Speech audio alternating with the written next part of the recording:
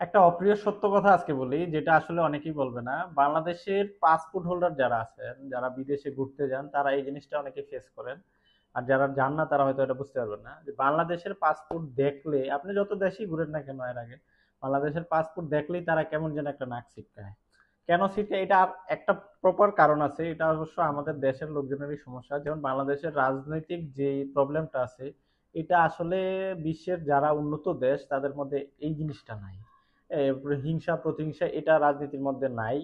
এবং বাংলাদেশের বেশিরভাগ লোকজনই দেখা যাচ্ছে যে বিভিন্ন দেশে যে অকারেন্স করে, অবৈধভাবে থেকে যায় বা এদিকে মানে কোনো না কোনো প্রবলেম করে, ক্রিয়েট করে। যেই দেশগুলা প্রবলেম ক্রিয়েট করে কোনো উন্নত দেশে যায়, তার মধ্যে বাংলাদেশ প্রায় টপ লেভেলে থাকে আর কি। তো এর জন্য এই প্রবলেমগুলো হয়। তা আসলে আমাদের এই বিষয়গুলো নিয়ে একটু চিন্তা করা উচিত। যারা এই সেক্টরগুলোতে আছে বা যারা কোথাও উন্নত দেশে ঘুরতে যায় বা বিভিন্ন দেশে ট্রাভেল করতে যায়, হ্যাঁ, এদের এই জিনিসগুলো চিন্তা করা উচিত যে আমাদের এই, আমি একা একটা প্রবলেম করলে এটা পুরো আমার জাতির উপরে পড়ে।